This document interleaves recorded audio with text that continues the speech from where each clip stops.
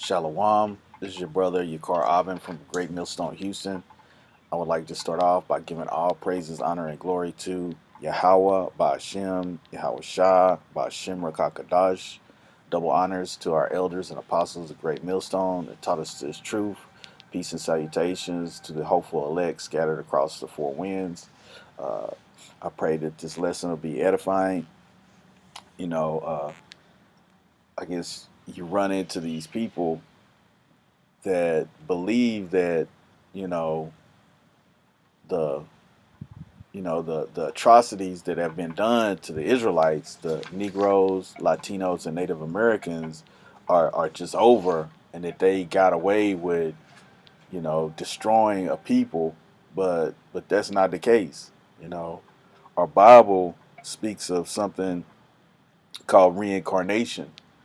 You know, reincarnation means back in the flesh. So like what happens is you die, then two or three generations, well, 3 to 4 generations later, you come back in your same line, you know, back on the earth. And that's where you serve out your judgment. And, that's why they're generational curses. Like right here, Second Ezra 14:35.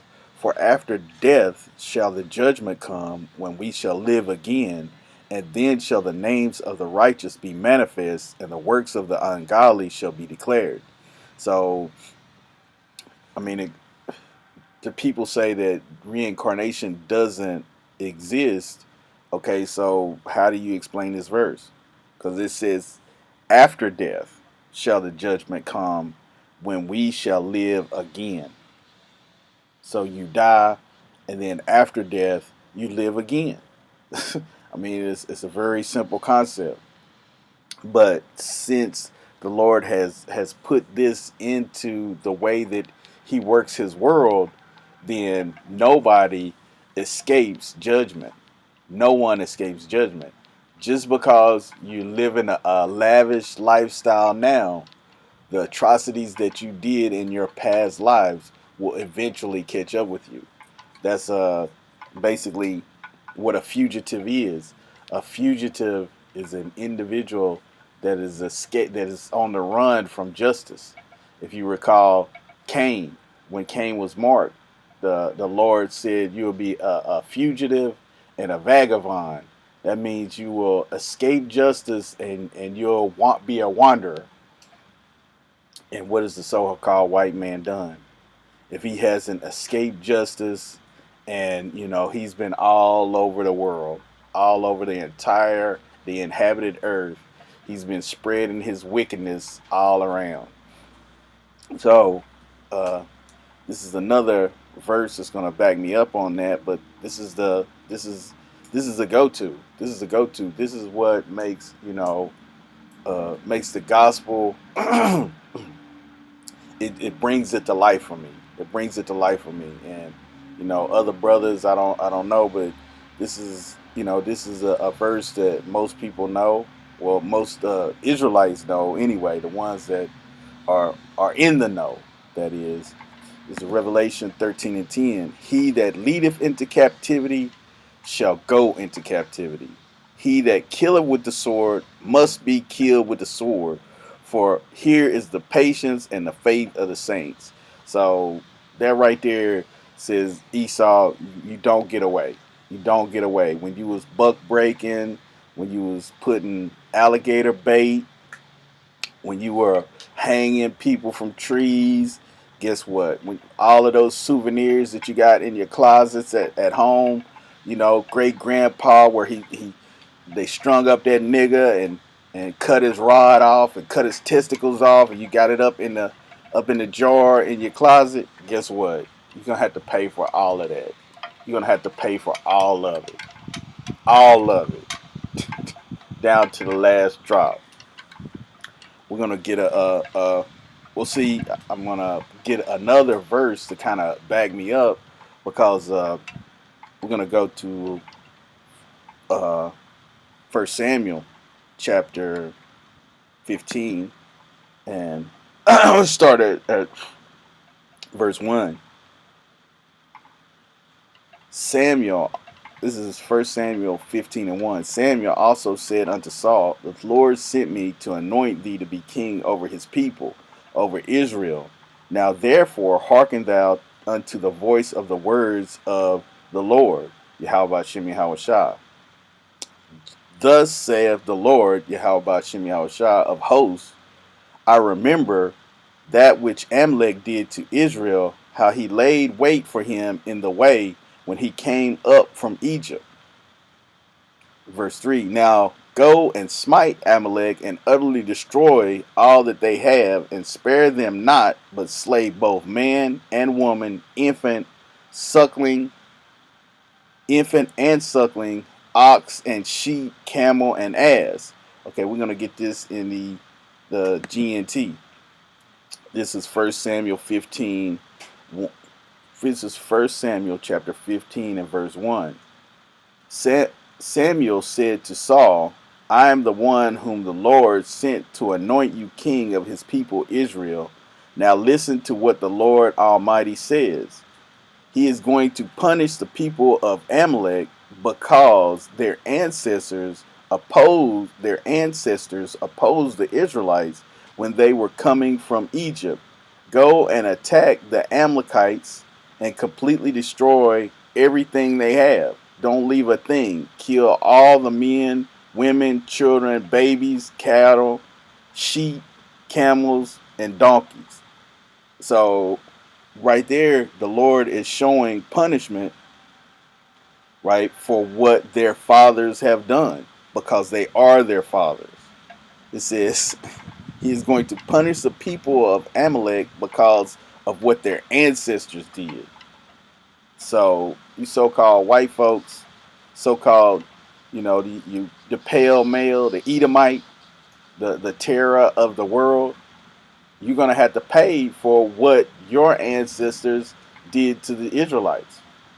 You're going to have to pay for it. There are plenty of verses to back it up. Here we go. This is Exodus 20:5. Thou shalt not bow down thyself to them, nor serve them, for I am thy Lord. I am the Lord thy God, am a jealous God, visit the iniquity of the fathers upon the children unto the third and fourth generation of them that hate me.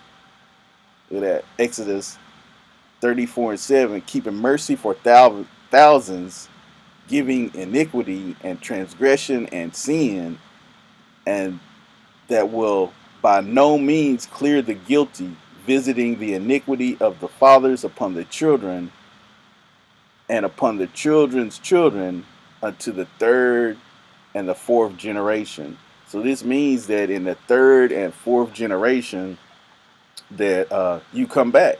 You come back in the flesh, and then you're going to have to receive the punishment for what was done in the flesh.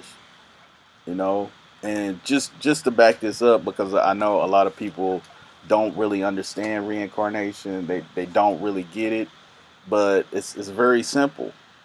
You die, then you're judged, then you have to come back to the earth to serve out your judgment. And the Lord can let you escape judgment for centuries, which you so-called white men, so-called these Edomites have been doing. They have been escaping justice for centuries. So, the Lord is going to bring all of that back on top of your head. And it doesn't matter if you believe it or not. It doesn't matter, because it's going to happen. But here in Ezekiel, it explains to you that, let's just get it. Let's see it. Ezekiel 18:19. Yet ye say, why doth not the son bear the iniquity of the father, when the son have done which is lawful and right, and have kept all my statutes and have done them? He shall surely live. The soul that sinneth, it shall die. The son shall not bear the iniquity of the father, Neither shall the father bear the iniquity of the son. The righteousness of the righteous shall be upon him, and the wickedness of the wicked shall be upon him. So that right there is saying, hey, if I do something and I'm judged for it, it doesn't pass to my son, but in the third and fourth generation, when I come back, it passes back on to me. It's a simple concept, and it's all throughout the scriptures. The scriptures explain it all throughout the scriptures. It explains that reincarnation. But this is just a quick hit because you Edomites are going to have to pay. You're going to have to pay for everything that you have done to the children of Israel, from breaking your treaties to reclassification to rape, robbing, pillaging. You're going to have to pay for all of it. Every the Lord has His angels out, writing down the accounts of everything. So you're gonna have to pay for everything. Uh, Hopefully this lesson was edifying to the hopeful elect. I'd like to again give all praises, honor, and glory to Yahweh, Ba'ashem, Yahweh Shah, Ba'ashem Rakakadash. Double honors to our elders and apostles. Peace and salutation to the hopeful elect. Shalom.